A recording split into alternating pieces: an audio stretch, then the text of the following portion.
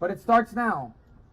Because like always, it comes down to Florida. Welcome back to Luce Talk here in South Beach, Miami, at the iconic Cuban restaurant of Puerto Sagua, and of course in the hometown of Marco Rubio, the embattled and possibly mortally endangered former Republican establishment favorite, who faces a do-or-die primary in Florida on Tuesday night. Now, all the polls show that Trump is not just going to defeat Marco Rubio in Florida, but is going to defeat him very heavily, in which case it's very hard to see how he could stay on in this campaign.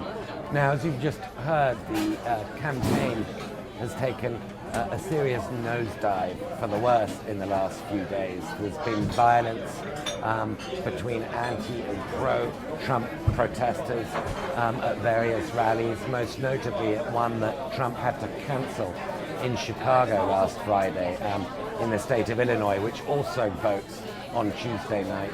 And Rubio, along with others, has, some would say, rather belatedly called out Trump on taking American politics in a new and potentially dangerous and violent direction.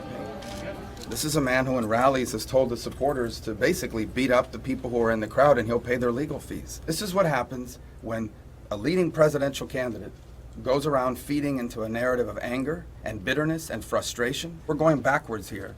This is a frightening, grotesque, and disturbing development in American politics.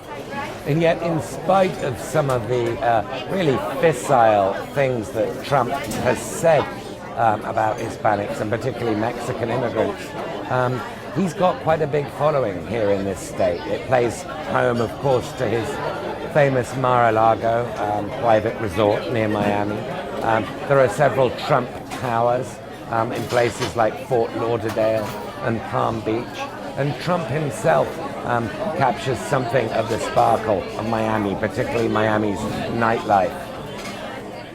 But this guy stood up and he said a couple of things, and they just ripped him to shreds. It was incredible. Again, I don't do that. I'm a peace-loving person, folks. So Miami has a long history of gangsterism, street thuggishness, and bling-bling. So, of course, this is Donald Trump's neck of the woods as well.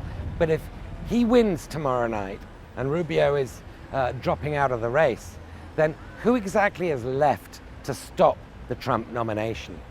If Trump does not win Ohio, there's hope. There's hope that he doesn't get the 1,237 delegates that's required. There are going to be about 300 delegates that are they're super delegates, so to speak, and those who represent candidates who've dropped out, who are free to vote their will.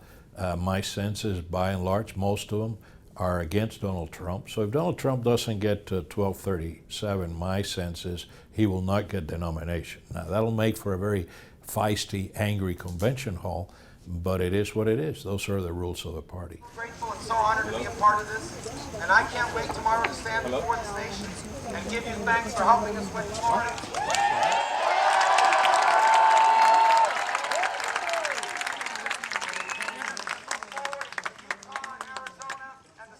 Watching somebody like Trump do so well, is it something you expected?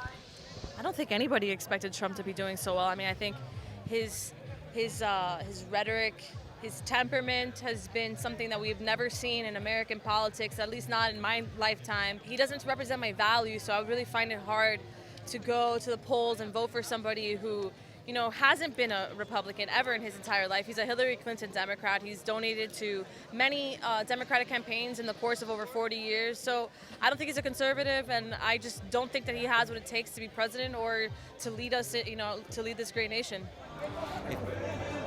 But as the campaigns of Donald Trump's rivals wind down one by one, it seems, the question remains, how on earth can Trump hope to win the support of the non-white groups that he would need to even begin to compete with Hillary Clinton in a general election? And as we try to build a brand in this growing demographic diversity that's the United States of America, we're doing the opposite to what needs to be done to be welcoming to so many others. I cannot support Donald Trump today. That doesn't mean I can't support him in July if he takes the necessary required steps to. And those would be what?